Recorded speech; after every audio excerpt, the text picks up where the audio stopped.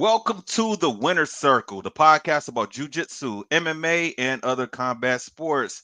I am one of your hosts, Eugene Plowden, and with me, as always, my podcast partners, Isaiah Gathings, Angel Diaz. What's up, fellas? What's up? What's up? What's What's going up, on? bro? If this is your first time with us, I want you to know we are members of the Martial Arts Inner Network. On Mondays, you got us with the Winner's Circle.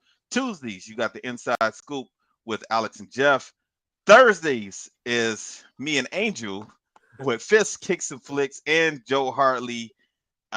Take it away, Angel. Wednesdays, you got the traditional way with Brett Shumway.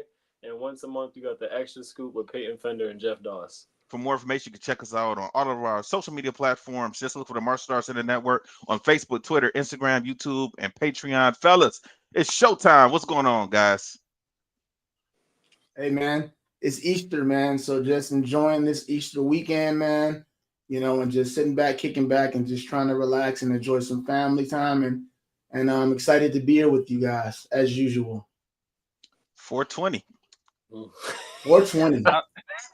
How you doing, Angel? And Easter. That's right. Not man. For me, just like I said, I've had a good weekend. The Lord has risen. It was a good, happy Easter day with my family.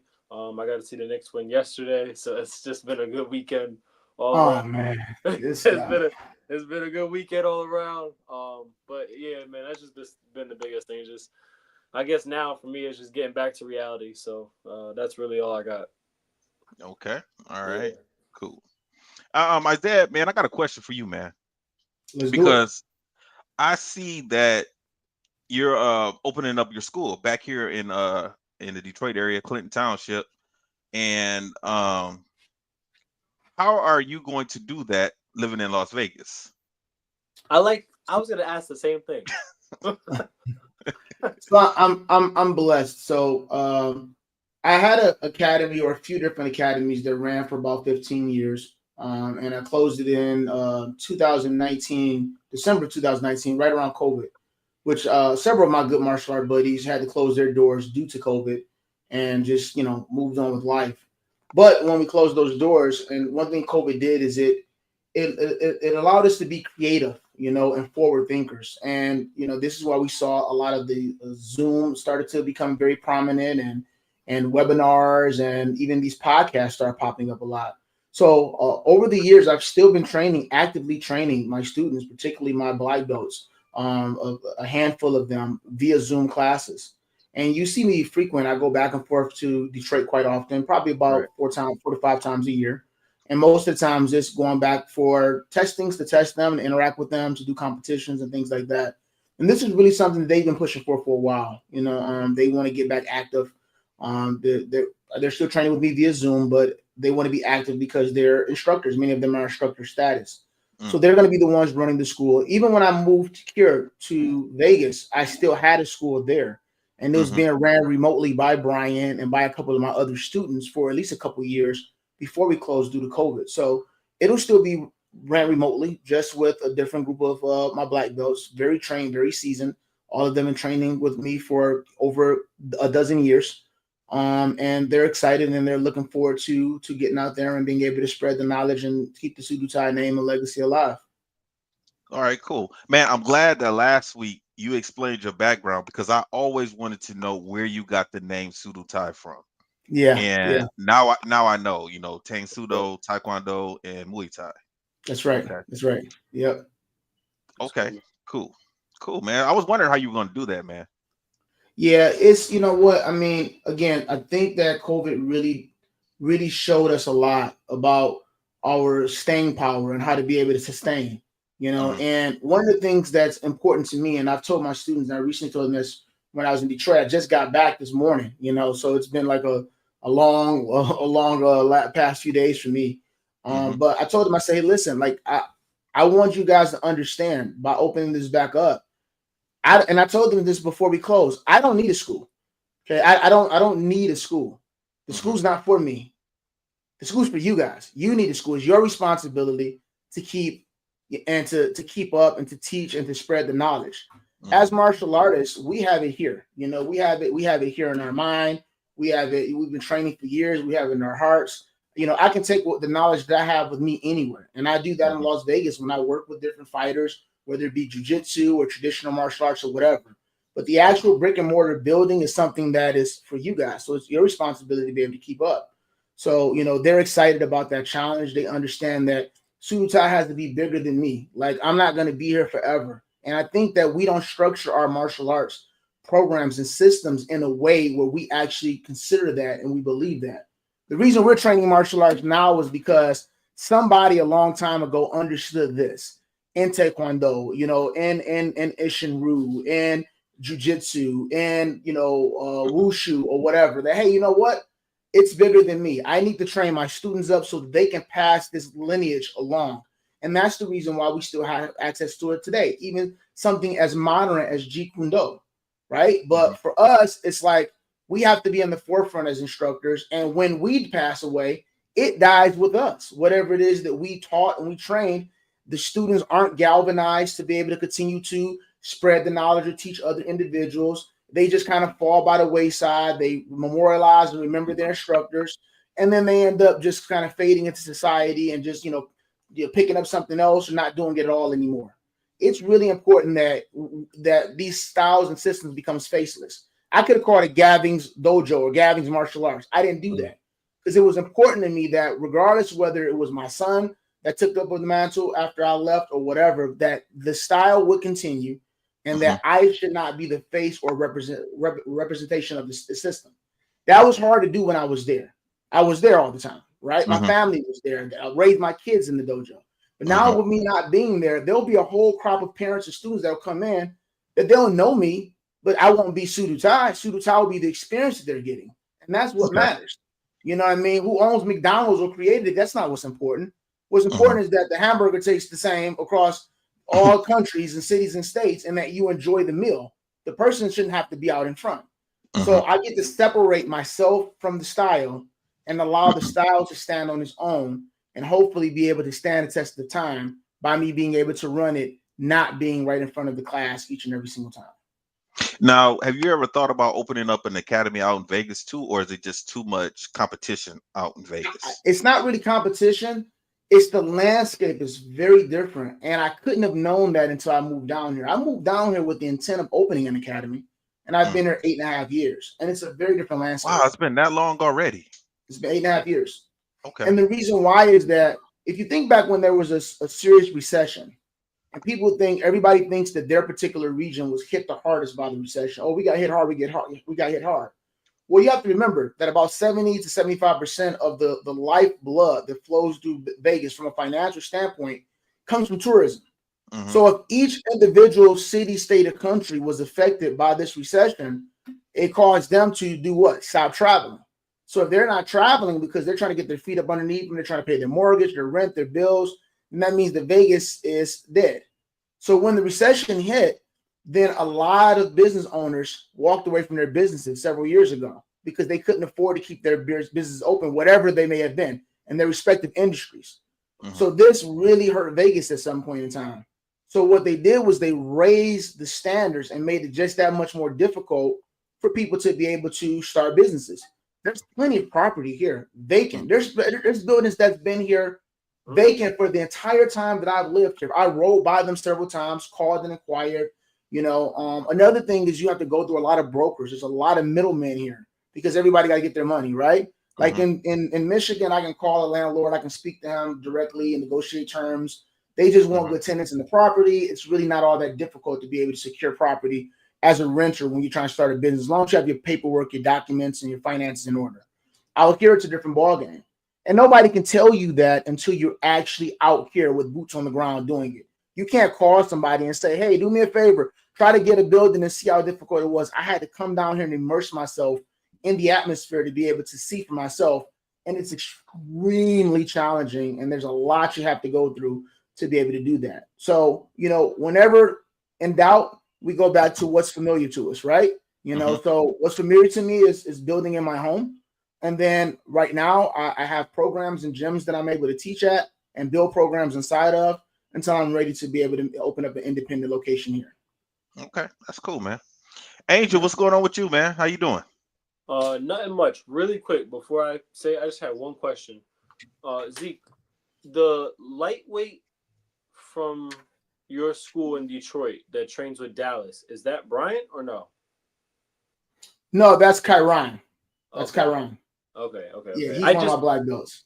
I just know him because Dallas has talked to me about him before, and then I never knew that until I started talking to you, and then I started making the connection. I was like, oh, okay, that's one of his students. I would have never known that until.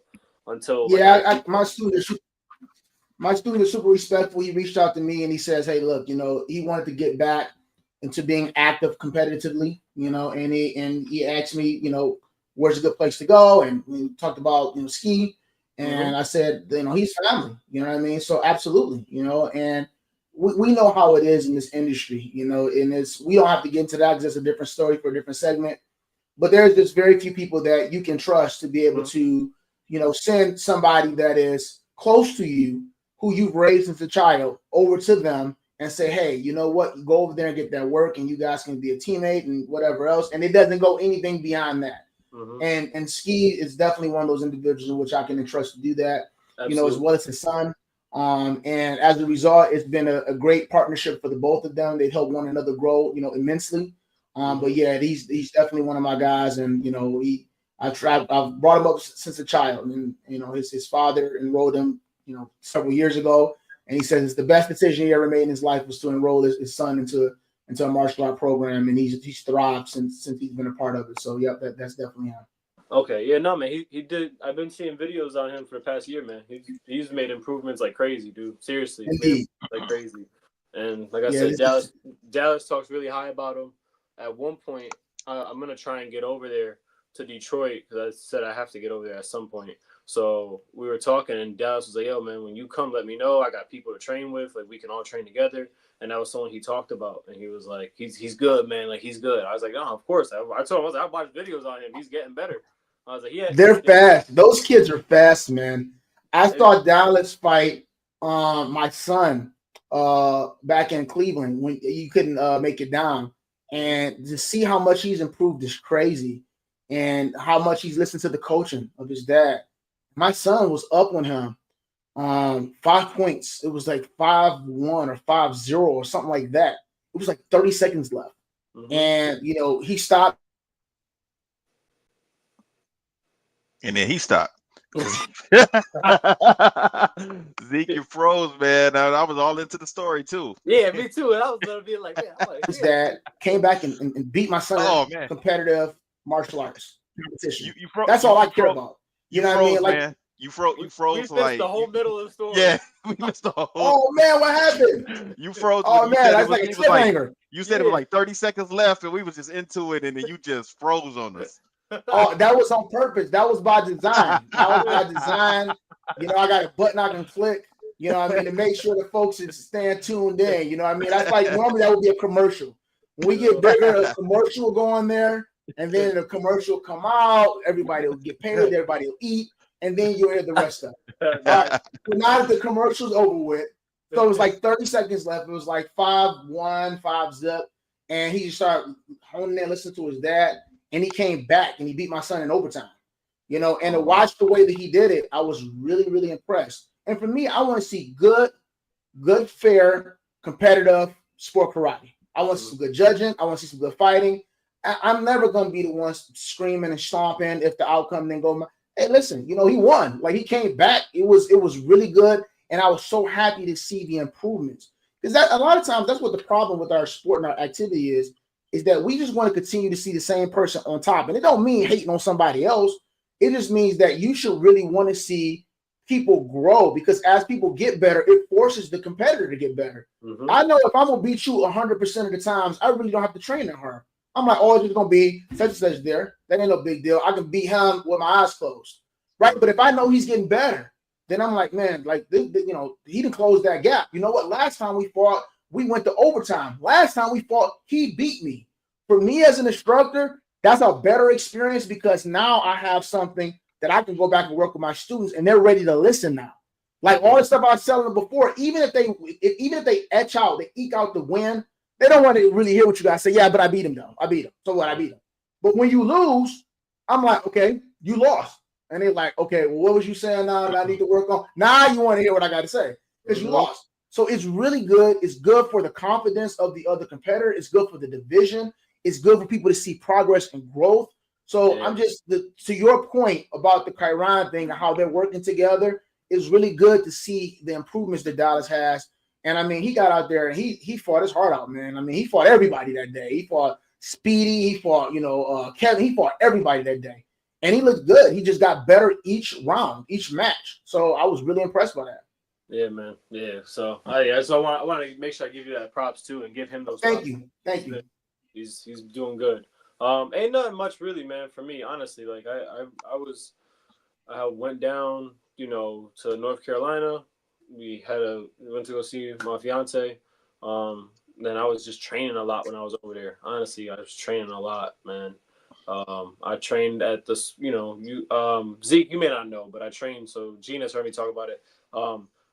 Even though I'm from Connecticut, like I ended up a few years ago, almost 4 years ago now, I ended up getting linked up with Sean Elliott and Gina Thornton from Virginia. Nice. And that was the best thing that's ever happened to me in my career.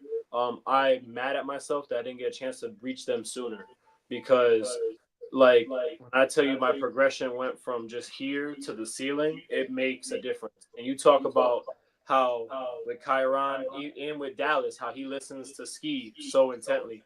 That's what it's like when I have Sean and Gina there. I'm saying, I can hear what they're saying through a whole entire like hall full of screaming people. It's just, that's what I have. So I was just training with them. We were getting back on it, and then man, like that was good trainings, man. Like there's something about those trainings where you leave exhausted and you don't think you could walk, and you come back for more. So it was good. And then outside of that, man, I just gotta get ready for work tomorrow. My break is done, my vacation's done, so gotta get ready for work tomorrow, get back to reality, and then just get back to training and everything. So that's all I really got. Have you had any MMA training lately? The last couple weeks?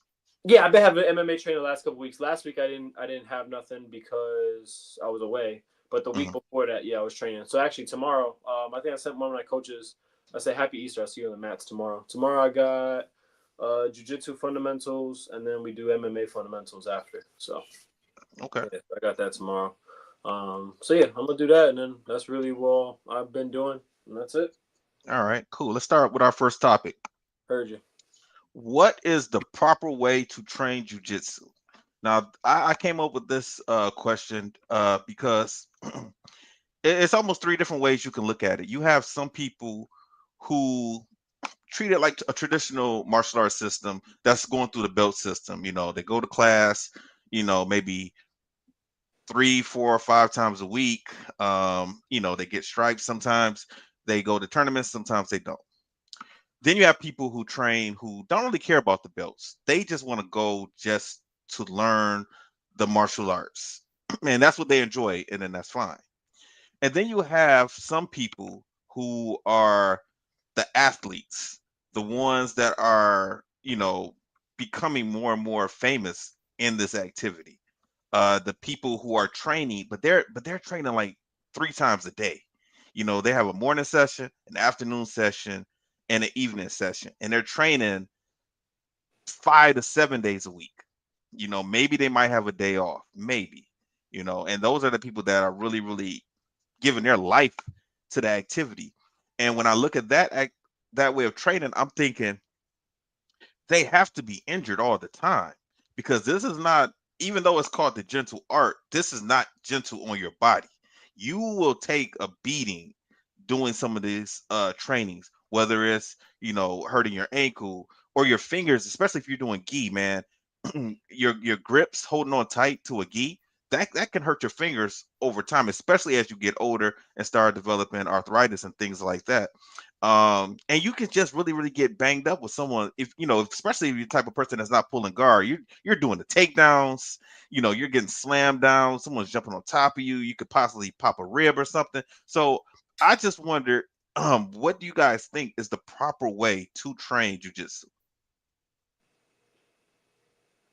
I mean, the professor should speak first, honestly. I feel like if we're going off of just like, I'm still a student, so I'm like, Professor, you speak first. You come before my rank, so go ahead, sir. So the title of this show is the Jiu-Jitsu Controversy, and each one of our topics that we'll have as it builds will have some level of controversy behind it, because people have different opinions about these topics and these matters, and it can be very controversial. As far as jiu-jitsu, you highlight some really great points. I believe that the gentle art, this comes into play because of the fact that, unlike most traditional martial arts, there's really no striking components involved, right? So I guess that can make it gentle in comparison to some of the other arts. But as you articulated, it's not gentle on the body. I mean, it's very demanding. You have to have your fingers that you're conditioning. You have to actually condition each part of your body separately and individually. I can be a really strong and powerful person, but I can have poor grip strength, and I have to condition my fingers. And you'll see some people's fingers look like the letter S because they've been broken so much, you know what I mean, and put back together or dislocated. And you'll see tape all over them. They're like a mummy walking around there. And your toes, and getting thrown on your back and your knees and just everything. So when you oftentimes people become very obsessive and compulsive when it comes to learning something new. They're excited. It's something brand new for them. And jiu-jitsu is one of those things where it can be very addictive. It's different than a lot of other martial arts. Like, people are excited about a lot of traditional martial arts. When I use these words, please know that I'm speaking in generality, so it's not everybody's grouped into this particular box. But for the most part, people are excited to train martial arts when they're new and when they're learning. But there's something about jiu-jitsu, just the maze of movements and it being an enigma of different things. Like, they get really addicted to it, and it forces and prompts them to want to train and overtrain 3 days a week, 4 days a week, and 5 days a week. Obviously, consistency is really important. All right. But that consistency shouldn't lead to overdoing it, because what ends up happening is sometimes we'll end up putting ourselves in a position physically, to where we just can't continue, or we can't do it as much as we like or for as long as we like to do it. Right. So we can compromise our body early on. There's other times that we get burnt out. Like, for instance, when a student first joins my academy in any martial art program, there's only a couple of days a week they can train, but they want to train all the time. And it's just like, nope, these are the days you can train. And they're like, why? Especially if it's like karate and it's a kid. The parents are like, why can't they come more? Why can't they come more? It's like, these are the only days you can come. Because we've seen it both ways. And I know that no matter how much you love it, if I let you roll up in here 5 days out of the week, then instead of me having you for a year or 2 or 3, I'm going to have you for about 4 months, 5 months, 6 months tops. Because I allowed you to burn yourself out. You know what I mean? I allowed you to be able to start prioritizing this over other things in your life. And it's not a really realistic way when you're looking to build a long-term student. So how do I train it properly? I make sure that I'm consistent. All right. That doesn't mean overdoing it and burning myself out. Right. If you have 3 days a week worth of classes, you know what I mean, then I definitely need to make sure that I'm training 3 days a week. I don't need to train and roll 5 days a week. Jiu-jitsu is also challenging because it's one of the few arts that actually has a live sparring component, right? So at the end of each class, now, if you're training with a true Brazilian, let me tell you what's going to happen. You already lean in. I'm going to say something unpopular again for another week. And I love Brazil. I don't have nothing against the Brazilians, so don't start with me. You know what I mean? But if you train at a legit academy, this your instructor going to come and goes, okay, guys, today we're going to do this, guys. We're going to do the armbar today. Okay, get your partner, guys, and we're going to go for the armbar. Okay. And you're going to do 3 moves. Okay, the class going to be 90 minutes, but you're going to do 3 moves, and you're going to roll the whole time. You're rolling the whole time. And no other martial art is like that. Like, you don't go to karate unless you have a designated fight night where you actually sprawl with a sprawling night, right? When you go and it's an A day or a B day, you're gonna work forms that whole day. You're not gonna work forms, and at the end of it, people are like, okay, get your gear, guys. After you do 2 for 1, get your gear, and we're gonna fight for the rest of the 45 minutes. You're not gonna be on a technique day and doing up blocks and middle blocks, and then all of a sudden put gear on and fight the whole class. This doesn't really happen, but it's common in jiu-jitsu. And again, this is why we have to be smart training, because of the fact that you can get injured, you can burn yourself out, soon. So consistency is key. Not burning yourself out is really important, and making sure that you check your ego at the door and you lean on the tap system. You lean on it. That's what makes it hard, right? If you slide and you hit me with a sliding roundhouse in the face, I can't see it coming and then tap out and say, "Okay, you got me, bro." I'm gonna have to eat that kick. I'm gonna have to eat that foot in the face. I'm gonna have to eat that reverse punch to the body, to the breadbasket, and I'm gonna have to keep fighting. But in jiu-jitsu, if it's too much for me, I can just tap out and then we slap bump and we can restart. But we don't do that. We don't lean on the safe component that's built into jiu-jitsu, which is the tap system. So to answer your question, being consistent, not overdoing it, and then checking the ego at the door and making sure that I lean on the tap system when I actually am rolling. What about you? What do you think, Angel? Because now you're just not doing jujitsu just to do jujitsu or for a belt. You're actually doing it for MMA competition. So actually, I will. So it's gonna be a two-part answer, right? And they're gonna sound conflicting in its essence, but I'll explain how I approach it, right? When I go to the Jiu-Jitsu fundamentals class, and when I'm going to my Jiu-Jitsu class, my first focus is to learn Jiu-Jitsu because I want to learn the art.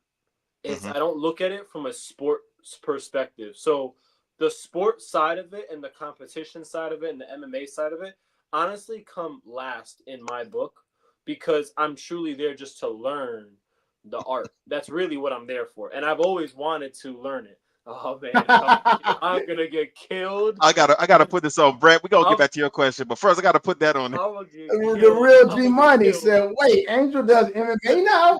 Where have I been?" I'm gonna get killed. So that's actually the truth. Now, when I'm approaching it from a competitive standpoint, now I know I got a tournament coming up, or we have guys in the gym that have fights coming up. So I got to kind of be on my P's and Q's a little bit more in my jiu-jitsu, because I got to give them better reads, right? On that part of it, I am looking at it from I am trying to push my threshold to the farthest I can without compromising my safety aspect. So Zeke talking about, that's why we have the tap system. In our gym, they kind of say it like we have a saying: tap early, tap often. And that's what we say in like I call it like it's the fundamentals class, but it's like, your everyday class where it's a mix of just your everyday people and then the pros and the amateurs, and everyone's all together. So everyone works with each other. And essentially, as Zeke said, check your ego at the door. It's okay for you not to go to the guy that has an MMA fight or he has a pro record, because the way he's going to train his jiu-jitsu may be a little bit more aggressive than the person this is their hobby that gets them to be active. The way they're going to approach the jiu-jitsu may be different. Now, the pro guy, and most pros, I don't want to say all of them, but most pros, they know how to scale the intensity to the partner, like how we all do for karate, right? I'm not going to kill a white belt and try to hit him with a 360 tornado kick. Like we're professionals in that sense. So when I'm in the class, I really scale it to that. And I'll be honest, man, like I do my tap early, tap often, so I keep myself preserved. I don't get injured, but I also push that threshold where, let's say I know, I set personal goals. In my honest opinion, I set personal goals. So if I know, when someone puts in their guillotine, or if I'm about to get guillotined, it's usually off of my double leg because my head's too low or whatever it is. I'm gonna still shoot for my double leg. But how long can I push the time before I have to tap, right? And that's sometimes what I do. If we do 6-minute rounds, my goal is to not tap at all that round. Or maybe I tap 2 times. And how do I not put myself in those compromising positions to get tapped? That's really where I'm trying to approach it from that sense. But like I said, I usually have like a split mindset. So there's times where I have to be a little bit more aggressive in nature, and I got to be more on P's and Q's for the other guys in the gym. And when we're in certain classes, I'm there flowing. I'll be honest, man, I'm a big proponent, and the way I've gotten a little bit better in my rolling and in my jiu-jitsu application has just been flow rolls. I'm really big on flow rolls. Like, it's almost kind of like our slow sparring. It's like the same thing. Just I just want to apply the technique, and I want you to defend it. We don't have to go at 1,000. If we're doing this properly, we should be able to go at that 25 to 50% range and still give each other a good work. So that's how I approach it. Okay. Brett had a good question. It says, what is a body part that you need to strengthen for jiu-jitsu that someone who is just getting into it may not think about? Out of body parts, I'm going to say the lower body, the legs, because you need to stretch often. And that's something I know I definitely need to do more. All right. So you say legs? I say legs. Okay. I say core. I think people don't realize how much you need to bridge up and down, and the way for you to kind of get your bump sweeps and some of that stuff, is technical in nature, but some of it is you need to bridge over. You need to be able to push from your core to create the space. And your core is a lot more engaged than people would think. Zeke, go ahead. All right. I would say I'm gonna read it from the technical standpoint of what it was specifically asked, and I'm gonna use the word fingers for grip strength. The reason why is because I do believe that you should stretch, and that will probably be for any martial art activity that you do or any physical activity, even if it's running or something like that. So flexibility does play a big part, which means that you're not wrong, but that's more like developing flexibility and range of motion more than strengthening. For you, as far as core goes, you are correct, Angel, and this is not saying that I'm correct and you guys are wrong, but I'm just looking at it from the technical way that it's read, and it's read. As far as there's a funny saying that I remember my instructor saying when I first started, and he was telling me about one of his instructors, and he says they'll be rolling, and somebody, even maybe him, will kind of yell out and say, "Hey, professor, this move didn't. I wasn't able to escape this position." And he wouldn't even be looking at him; he'd be looking at somebody else, and he says, "Your hips." And he says, "Yeah, no, but I was trying to get out." He said, "Your hips." And he says, "But you're not even looking at me." He said, "Doesn't matter. Whatever it is that you why you can't get out, why you can't finish this move, it's your hips. I can guarantee you before I even look at you." And then when he looked at him, he would show him that it has something to do with his hips. So the core is correct, but oftentimes it's the lack of understanding certain principles and fundamentals to why we're not able to get those bump sweeps, because we're not utilizing our hips correctly. And that may not be a core thing. It may be a positioning of foot. It may be the way I'm extending myself when I'm trying to do that move. It can be certain type of ways that I'm posting or I'm not posting. So those things. But the grip strength, it doesn't matter if I'm doing gi or no gi. Like, you would never think that your fingers would tire at that kind of rate when you're trying to grab somebody and push away from somebody and stop them from coming in, pull them into you, pour their hair down, trap something. That grip strength, your hands and your fingers, afterwards, if you look at a person's body, an inexperienced person and then an intermediate and then a very experienced person, and you look at what is one of the most taped parts of their body, it's always their hands and their fingers, right? You know what I mean? So to you guys, you're right. But in my opinion, as far as we're talking about to strengthen, I would have to say that it would be the fingers and the grip strength as far as strengthening goes. That's a good. Hey, listen, that's a good point. I'll tell you what, man. And I know he's not on here, but when he gets on here, he will be the one to tell this story, because we were at U.S. Open one time. Chris Walker, I'm gonna be honest, bro. Like, there was one time we were joking around and we did something at U.S. Open. He grabbed me. He's like, "Nah, man, if someone did this, I'll just grab him." And when he grabbed me, I swear to God, I felt like I had a vice grip on me. Like, we weren't even like, we weren't arguing. He was just showing me like what he would do. And in the back of my brain, I said, "Oh, I wouldn't get out. Like I think I could elbow you, I could knee you, but you would still hold on to some degree. I would have to find a way to really break this like grip. Like when he held me, I was like, oh yeah, ain't nobody getting out of this. Like, yeah. And if you ever, and I've seen a few of Chris's matches, and the matches that I have seen, because of his grip strength, it creates people to then focus on that, which allows him to set up he's gonna start. Excellent point. Excellent point. Crazy, because I've seen it, and when I see it, I go like, oh, I know how that feels. Like, I know what he's feeling right now. So yeah, his grip strength was. I'll be honest, man. When he gets on, he'll tell you, his grip strength is nuts. Like, somebody grabs you, the first thing you're thinking about instinctively, like you highlighted, it's trying to break the hold. Mm-hmm. You're like, dude, I got to get this dude off of me. Like I feel panicked. Like this guy is, I can't get away. And then as a result, you stop doing what? Focusing on your offense. Yeah. So that gives the person an opportunity to be successful with whatever it is they're trying to do. Yeah. So Real G Money says, agree, same as amateur wrestling, finger and hand strength. Yes, it's any grappling art for sure. All right. I never thought about that. Yeah, that was a good one. Yeah, that was good. All right, let's move on. So the next topic we got is sports jiu-jitsu controversy. What's going on with this, Angel? So it's going to be a two-part question. So my first part of this question is going to be this. Will the UFC, so hold on, first let me give a quick context. The UFC is now starting to get into sport jiu-jitsu, and they're starting to kind of try and, what they did for UFC in those early development stages, they're trying to bring that to sport jiu-jitsu and kind of give it a platform where it has a unified rule set and trying to build it up, right? Kind of like Power Slap. So one of the people they signed was Mikey Musumeci, and I think he was the first person that UFC has signed now.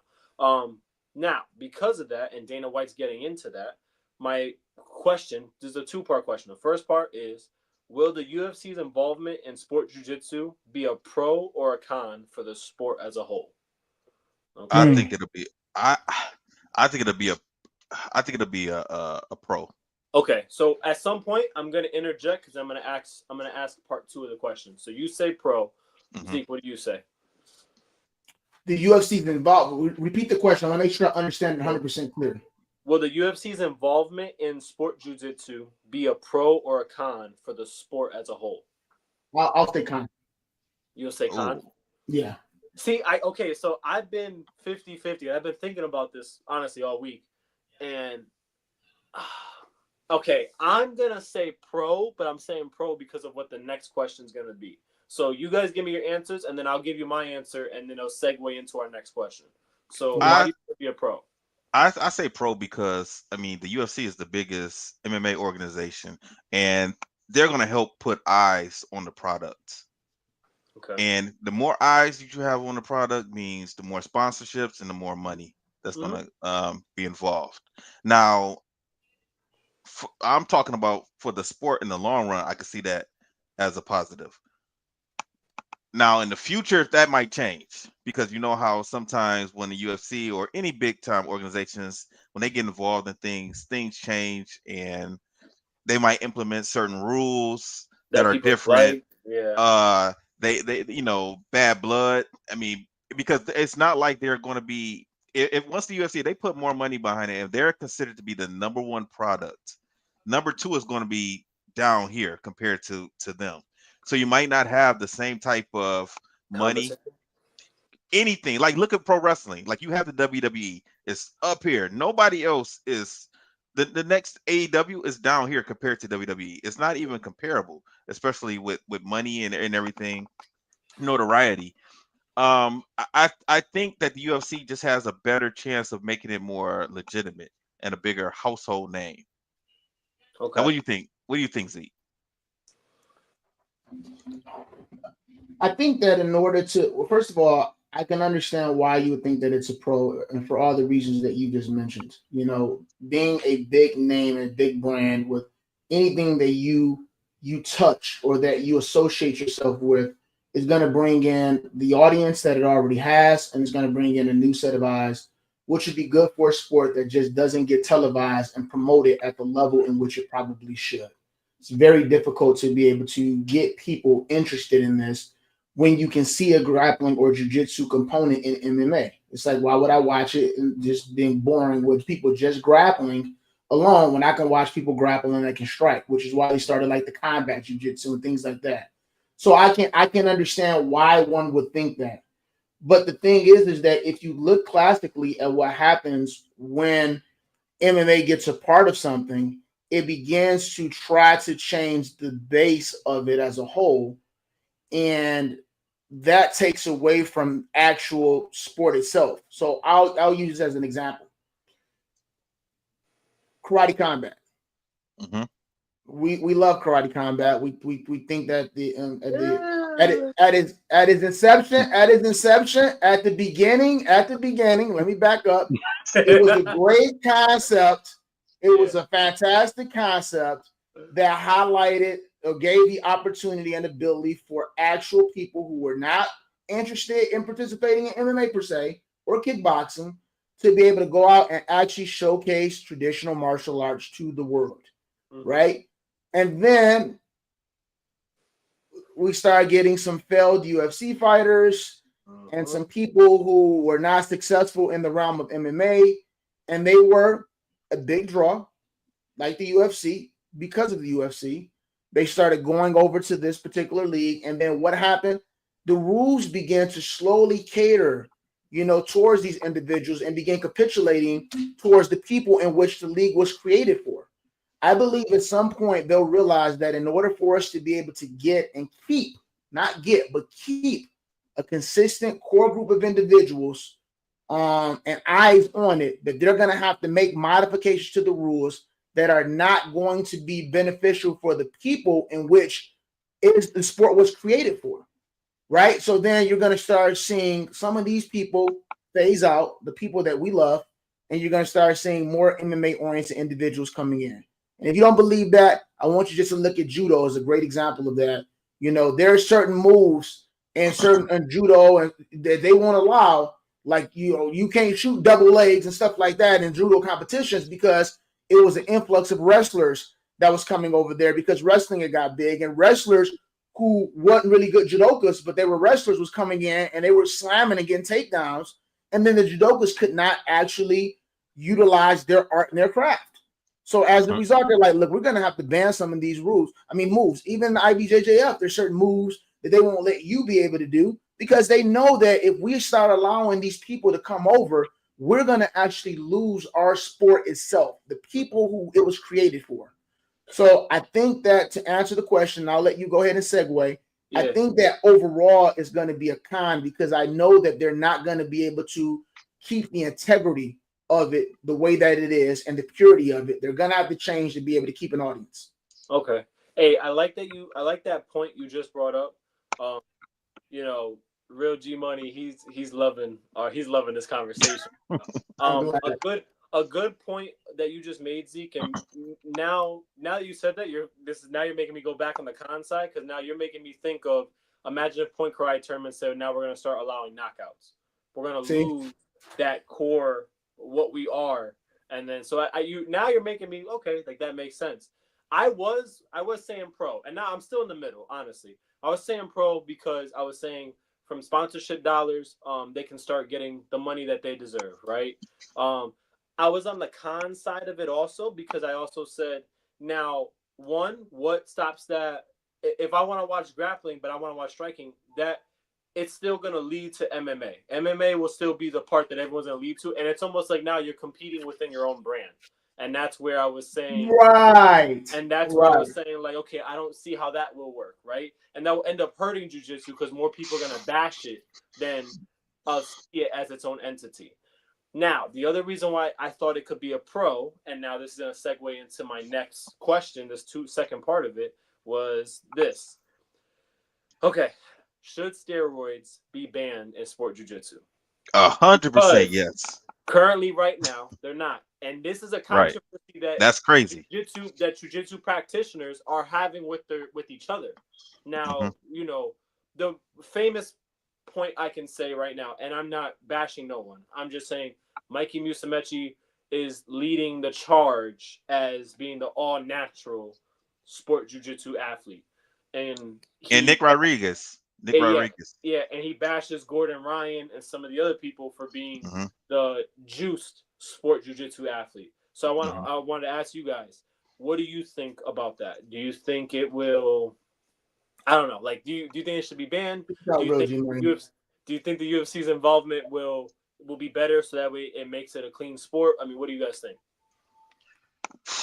Man, I know that's a deep layer topic. I know. Yeah, because I never ever thought about people taking steroids in jiu-jitsu up until 2 years ago when Tyrone Gooden came to my school and brought Steve when Steve first started teaching at my school, and we were just sitting on the side talking, and he told me that one of his students had got injured, got his arm broken in a tournament, And I said, how did it happen? He was like, he was rolling with, you know, some steroid guy, and the guy just took him down and broke his arm, you know, real fast. And I was like, wait a minute, hold on. Like, people are doing steroids in this activity? Like, this to me, this is like boxing. Like, these two activities should not have steroids at all, because whoever is on that stuff is going to have the advantage. And if that's the case, then that's going to make everybody else have to do it in order to compete. And now you're going to end up dealing with people who are going to have some health issues in the future. I mean, just look at bodybuilding.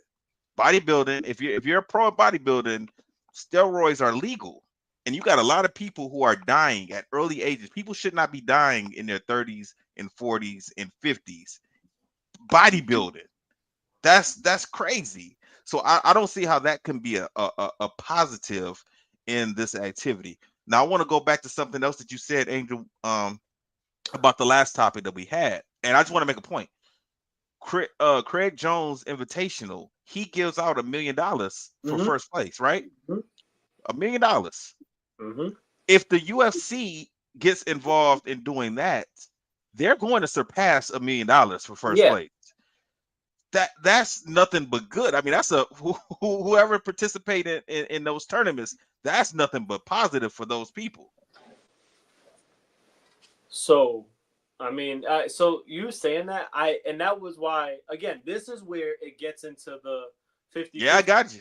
Brett just put down a comment saying, well, the UFC will bring USADA back in, or will bring USADA in. So yeah, that's very true.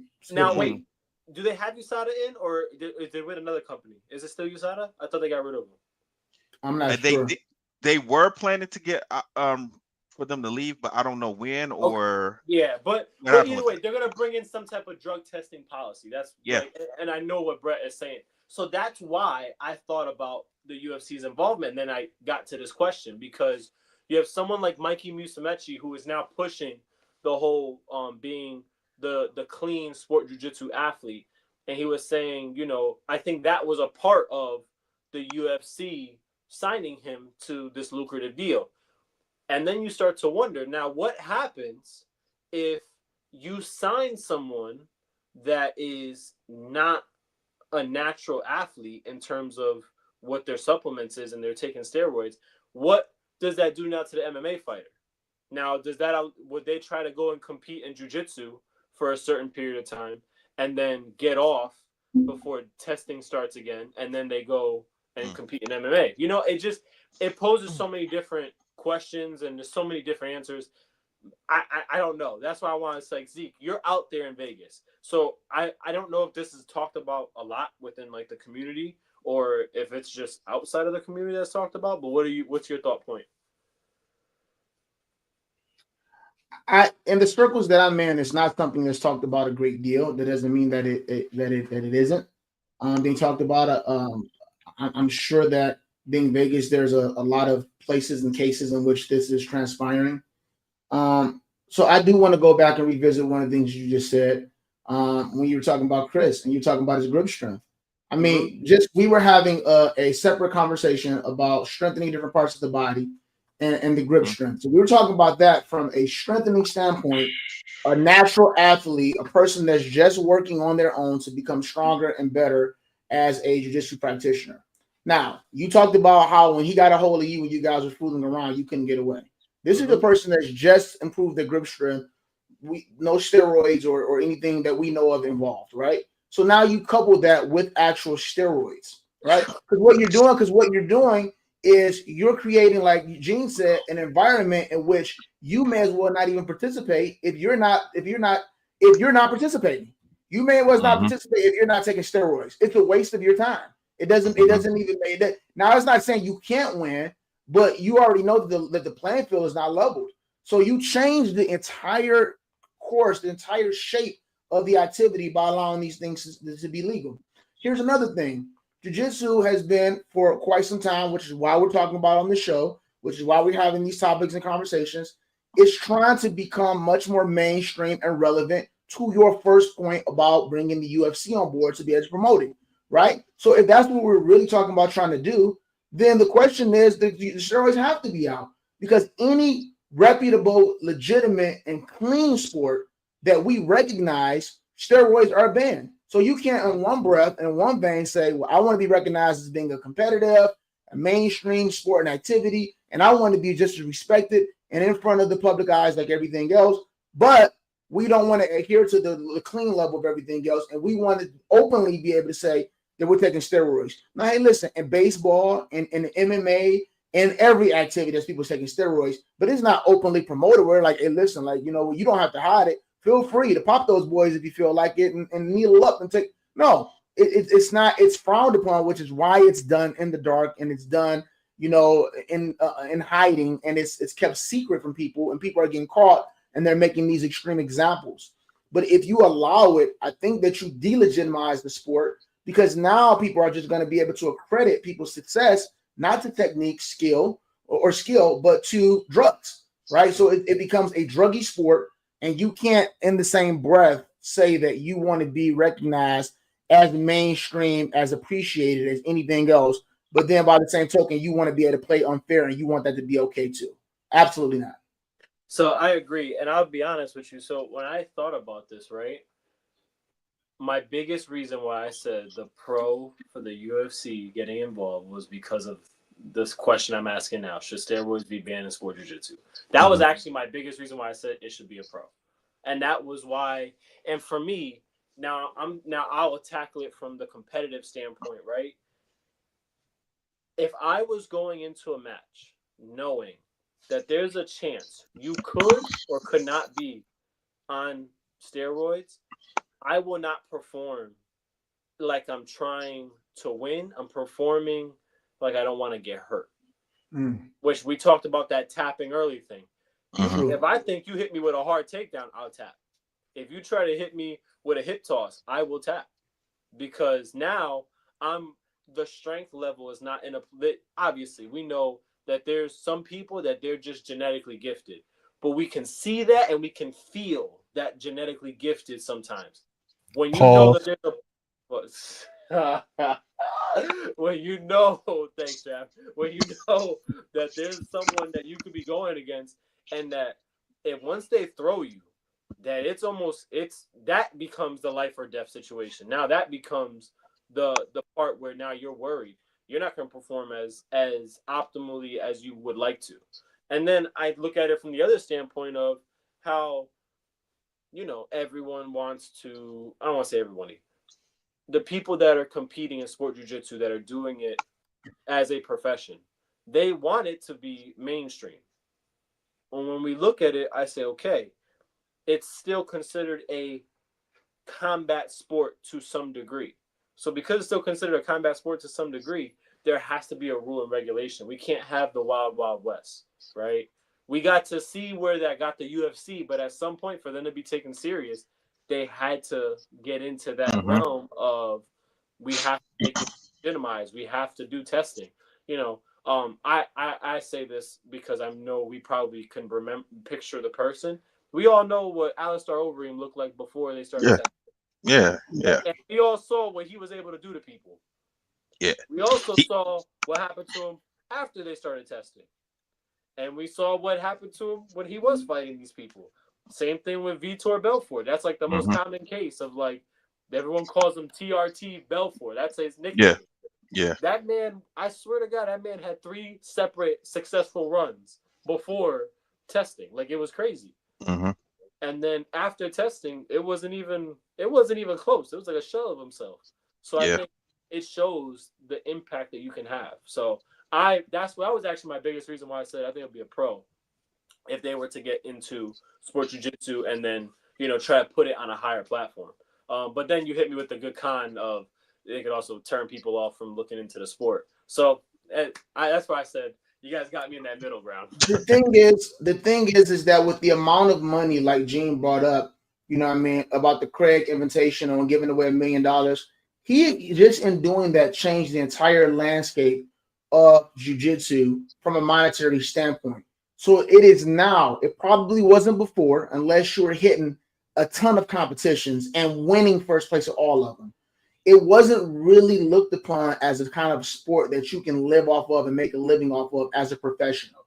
no matter how good you were. You'd have to win absolute divisions, you know, and super fights and all these tournaments just to be able to sustain and then still be able to go off on a run and do seminars, which doesn't have the same appeal like they used to because, you know, everybody's good and everybody's doing seminars nowadays. But $1 million for a competition, you know, winning a competition, well, that changes things. So when you got that kind of money involved, I don't think that it's that difficult to be able to develop a testing system. And I think that it should be mandated when you're giving away $1 million, even if you're giving away six figures. I'm giving away $100,000. I think that it's really easy to be able to bring a testing commission on board to be able to regulate this thing without the UFC or MMA having to be involved. We can't keep on saying that we want these sports to be able to stand on their own 2 feet and be recognized as their own, but then we want to continue to put them under the umbrella of MMA, but we want them to be separate. If you notice, like Power Slap, okay, that's something totally different. It in no way, shape, or form is anything like MMA at all. So it can have its own crowd, its own umbrella. You know, Dana White owned it, involved in it, or whatever the case is, president. But you know, he ain't in the forefront of it. It's Power Slap. Like you know it, but it's Power Slap. It's not Power Slap powered by the UFC. Power Slap in conjunction with it's Power Slap. Like to get you to watch it, we told you the Dana White got the money behind the boom. He went to a couple things, whatever. It's Power Slap.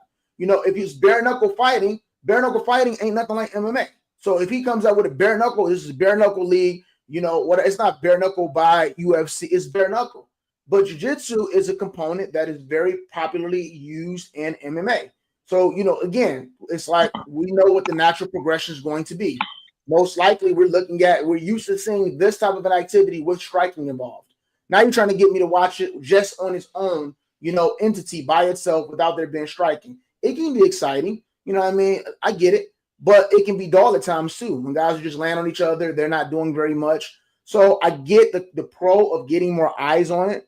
I don't think that the pro should be just because I'm concerned about the regulation of the steroids and keeping it clean. Because when you get in the realm of giving out 6 figures, you know, and you get in the realm of giving out 7 figures, you know, it should be easy to be able to start. And the people who are competing should expect that. You know I'm going to be tested regularly because I understand the stakes. I ain't competing for $10,000 at ADCC no more.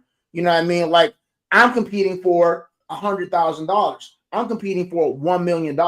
So they'll fall in line. They'll have no problem with it at all. So I get how that can be a pro, but I think that that's going to naturally be able to work itself into the system when you're giving out the kind of money that you're giving out for this activity now. All right. Let's move on. Let's head to the professor's perspective. Jiu-Jitsu modernized, good or bad? So Zeke, this is your segment. Do you want me to bring the video up now? Yeah, you can go ahead and bring the video up. All right. So this is the video of me working with a young lady. She's only been to, I think, 1, maybe 2 of my classes. So I'm just now working with her. And she trained previously, the Swedish young lady, she trained previously just for fun, not for competition, not to for anything like that, but just because she enjoys training in all type of facets of martial arts.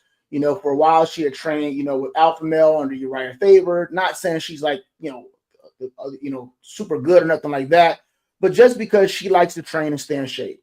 So what I thought about in working with her, you know, and it's prompted me to think about for quite some time is over the years to continue to stay relevant and seeming to evolve. Jiu-Jitsu always has these periods of what people deem to be evolution. So when the young kids and the young boys get a hold of it, they feel like that certain moves won't work anymore, and we need to be able to, you know, do things a different way. And my thing is this a good thing for the activity or a bad thing? So over the next few weeks, maybe not back to back because we do have developing news that we need to talk about and discuss, but I want to go over certain moves that I feel like that the evolution or the modernization of these moves have been good for the activity, and it's been bad in some instances. So this is just a regular guillotine that she was trying to perform and she was trying to do on me, and she had a pretty good job of being able to execute it. But I was explaining to her how it can be fought, how it can easily be fought off. And obviously we're standing, we're not inside the guard, we're not rolling. but how I can easily fight this choke off.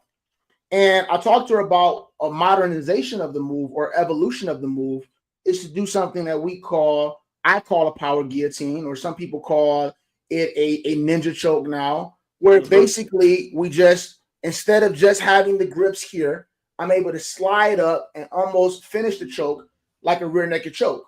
Now, if you watch any jiu-jitsu, or particularly MMA, I won't say just jiu-jitsu, I'll say MMA, we'll notice that, not saying it's still not an effective move. You have a lot of good people like Jim Miller and a lot of good guys that still can jump, and it's their specialty. But have you ever noticed that some of these moves people are seen to be escaping more than they used to at one point in time? Like, it's like, I don't think that people's defense is necessarily getting better. I just think that some of the modernizations of some of these moves has allowed people to be able to be more defensively savvy, or maybe took away some of the elements that made the move as successful. So I think that for this particular move, this is a great modernization, switching to a power guillotine or ninja choke, because of the fact that normally when you're trying to fight this choke and escape it, you can still get your hands in and fight the wrist. And we're seeing that a lot. In MMA, certain guys might have certain hairdos. Maybe they're super sweaty. Maybe they're bleeding. And when guys are going for this choke and they're actually trying to crank this choke, you're starting to see a person's head pop out. But the great thing about this choke and the modernization of it is that if I got this elbow pent down nice and tight, there's nothing stopping me from just shooting this hand straight through and this other hand behind the neck. And once I lock that in, I don't have to worry about that person's head sliding out or sneaking out at all, no matter what the case is. So I think that this is one of the few moves that it's a really good modernization of it. All right. You can pull the video down if you have to. I think that there's some moves that actually help the sport and the activity, and some that don't. And I want to give credit, and in some of these segments, I'm going to be giving credit and highlighting the ones that I think that are good, or I think that are not so great. And that's just my perspective and my opinion, obviously. But I think that this is a great modernization for this move. When my elbow's already down, as it is, I'm pinching this elbow. There's nothing for me to open this hand and slide this behind the head here, and into the bicep, and this behind the head. I don't have to release the grip at all to make this transition, right? I don't have to do anything where I release and I change anything. I'm in this position here. The elbow's down. I open the hand. This goes right in the bicep, and this just goes right behind the neck. And I still can continue to apply pressure. By putting that hand behind the neck, it stops that pop out that we keep on seeing, where you're watching Joe Rogan or somebody says, oh, he's got it. Oh, no, his head's coming out. And you see the guy's hair sliding up. This locks the head into place, and I don't have to actually release any of the pressure. So, I want you guys, when you're watching MMA, I just want you to watch the way that you were classically taught some of these moves. And then some of the ways that you're seeing this new wave and new age of people doing it. And ask yourself, is this evolution, is this modernization of this particular move helping the move and improving the success rate of the move? Or is it actually hurting the move? And I'm seeing a mixture of both, and I want to make sure that I'm spending some time going over it. The way that I teach a lot of, and it's not because I'm just old school and I'm not familiar with the newer ways of being able to execute these moves. It's because I've seen them before. I've rolled with some of these people, and I'm like, this isn't effective. It's trending though, and jiu-jitsu's like that. Karate's not like that. We don't have trending move. Well, man, this is trending. Don't this front kick, this where's the side kick, this roundhouse kick. We don't really have it like that. You know what I mean? Got trending. I think karate has trending moves, but I think it's the setup that's trending. There you go. Not the app. We're still throwing the same side kick. The application is the same. Yeah, but now our setup to get to that side kick is now we're changing it. I'm sure, like, and not to interrupt you, Zeke. My bad, interrupt. No, you're fine. You're fine. But like the way I see it is, and I'm now like I'm just comparing it, and now I can see what you're saying. I can see it as like how before, right? When you guys were fighting, right? You guys would move your back foot to step to cut your angle, and then you're gonna shoot forward. Now we have some people that are just gonna hop forward. We're still doing the reverse one, but I may just hop before I go instead of taking my full step to then turn my angle. Now, let me ask you, with that, if I'm watching, whether it's in an MMA fight or I'm watching a Jiu-Jitsu super fight, right?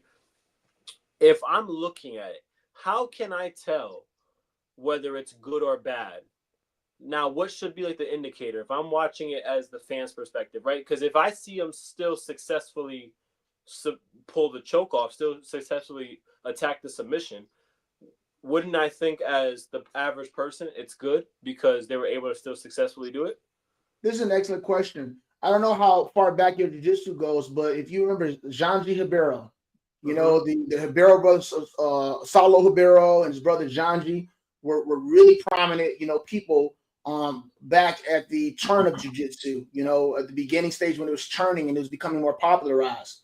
And when Ryan Hall had first brought out, I think it was the 50-50 guard, when he first brought this out, and he was a guy that I love, and I use the 50-50 guard even to this day. I love it. I think it's great if you know what you're doing, how to utilize, execute it. And I remember them interviewing different people back then, like when Marcelo Garcia's, the Janjis, the Salus, a lot of those guys, and they interviewed Janji, and what he said, it was so dismissive. And I remember talking to Matisse, my instructor, about it, and he shared the same school of thought. And he says, you know, just to paraphrase, he says, you know, every few years, there's always this wave of these new moves that come in. He says, but the truth of the matter is, it's easy to shut down if you just use your basics and your fundamentals. And what I found out to answer your question, and I'm not joking around, because I've had some of my students who cross-trained for a while, saw some stuff online, or went to a couple other academies. They want to come back and they would want to roll. And I'm rolling with them and I'm fighting them because they keep trying to do something. And me and Brian laugh about this all the time. And he keeps trying to do something. He keeps trying to do it. And I'm fighting against something I don't even know what he's trying to do. So I just stop and let him do it. And then I just like, I'm not even going to defend it because at this point, I want to see what it is. I want to see what you're trying to do. Because I'm fighting something. I don't even know what I'm fighting. I don't know if it doesn't feel like I'm in danger. And then when they try to do the move, they're unsuccessful. And then they'll say, oh man, you were supposed to do that, and then I was supposed to do what? So that let me know that the success of the move was predicated on whether I played the game the way that you think that I should play the game. A lot of these jiu-jitsu moves nowadays, I'm noticing only really works well, not all. Okay, so I'm not encompassing all. A lot of them only work well if you respond or react in a like matter or fashion, right? So back to Janji's point, if I just smash my hips down, if I get cross-face control or shoulder pressure, you know what I mean? If I control the wrist, you know what I mean, or the hip or the knee a certain type of way, those are basic fundamental principles that stand the test of time. So when somebody sees somebody successful with the move, they'll probably think it worked because the person probably played the game the way that they were supposed to play it, because they know the move too. And when they're rolling and they're practicing it, they're familiar with it. So they're actually subconsciously playing into it. Me as a person who didn't even know what the moves was, I'm like, I'm just using my fundamentals, and I'm seeing him getting frustrated, and I'm not even really sure what he's trying to do. I think I know what he's trying to do, you know, but I'm just going to use my fundamentals. So you have to be a little bit seasoned because to be able to compare, to answer your question too. I gotta see the move in its most original, authentic form, and now see the transition and the evolution of it to be able to actually compare whether or not this was more successful or this is more successful. Then I've had to see it utilized in MMA or jiu-jitsu to see if it was better as well. So it's nothing wrong with trying these things out. It's nothing wrong with playing with them. But again, when we're watching these things with our own eye and we're doing the eye test, I'm seeing some of these moves, and again, I'll go over a few of them, and some of them you when it start to go over them, you're going to say, you know what, I have noticed that. You know, you notice that some of these moves, the success rate of them are starting to diminish substantially because of the fact that people are just not sticking to basic principles and fundamentals, and they're modernizing and changing these movements, which is taking away from the effectiveness of the moves. Hey, Isaiah, let me ask you this. So this move that this person is trying to do on you, is it something that, so it's nothing that you taught them? So is it something they saw on YouTube or an instructional or something like that? So basically, it was a basic guillotine she wanted to show me. So she wanted to show me a guillotine, which was tight. It was fine. She jumped the guard. You know, I'm not saying I would have got out, I would have popped out or anything like that. I just basically showed her a more effective way of being able to finish it. Because you'll see when somebody's grabbing that guillotine, people do one of two things. They're either going to take the arm across and put a frame on and start pushing down across the throat of the neck and then trying to pop the head out, or they're going to just fight at those wrists and work on being able to pull those wrists down and create some space and slide their head out. But by this method right here, by sliding into the bicep and locking behind the neck, it prevents that altogether. And if you see it when you're watching it in UFC or MMA, the first thing a person does when they slide their hand behind the neck is they fall down and they start trying to roll out of it because they know that by no conventional way can they no longer get out of it. They are trapped. So they try to what we call scramble out of it now because to them, there's no technical way of getting out. They're like, okay, I could fight this. Oh, I'm trapped now. So they'll drop down to the floor, hoping the person will let go or hoping that they can get ahead of the person by rolling and scrambling, and the person loses their grip and it creates a space or opening for them to get out. It is effective at times, but again, it's not a very technical way of being able to get out, which also speaks to the effectiveness of the move. All right. Cool. Yeah. So in case you guys, any last words? I got it for you. In case you guys want to know what we said, that whole thing was get back to the basics, man. Stop trying to run before you could walk. Stop trying to look at everything on YouTube. Stop trying to be the person that wants to be, oh, I got this new flashy move, man. Make the flashy move the basics. The basics will always work. There you go. You know what? The reason I asked that too, because a couple of weeks ago, in class, my coach had us. We were working on the double underhook pass from the guard, right? And I'm doing it. I'm practicing it, and he kept correcting me, and I did not understand what it was that he kept trying to tell me because he was just saying, you know, he's like, you leaning too far to the right, you leaning too far to the right. I'm like, man, I'm doing it just like you did it. Is what I'm saying in my head. So I asked him to show me, do it on the person I was working with, and he did it. And what I noticed, he was able to show me. He's like, you're doing it like this. I want you to do it like this. This is how your hips, you're not supposed to you lean to the side. Your hips need to stay in place as you're leaning forward and going for the pass.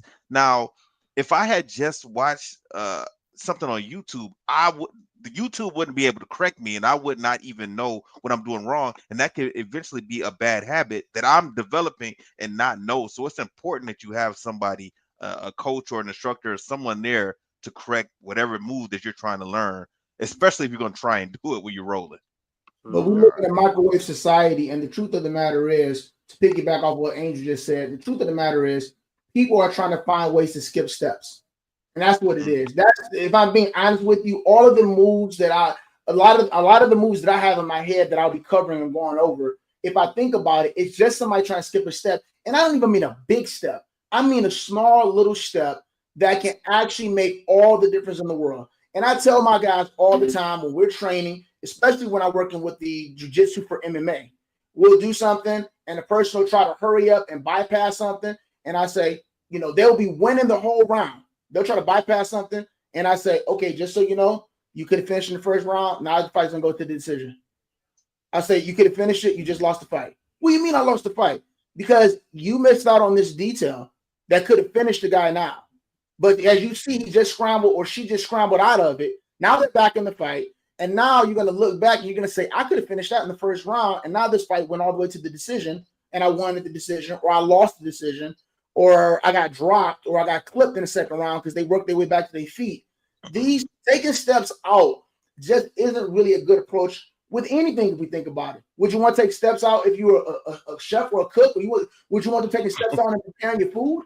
You know what I mean? Like, would you want a doctor to take steps out when he's performing an operation on your knee? Like this, this microwave fast society where we're trying to skip and get to the next thing. We don't really need that. We don't need to put the knee right there. That's not important. You don't need that. You still can finish it. You can, but the bottom line is that you take some pressure away.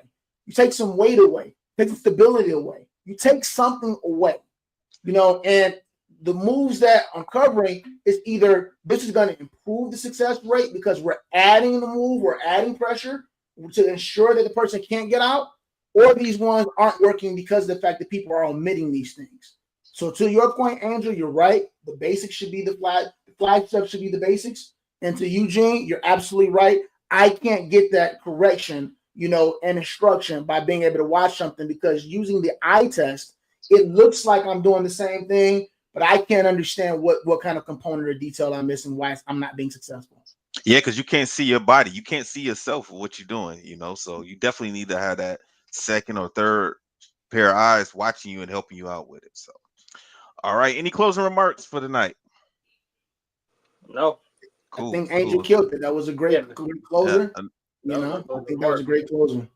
Another good show. All right, everyone. We'll be back next week. Everyone, stay safe, stay strong. We'll holler at you next week. And I have no music yet, Travis. So I'm going to end it right here.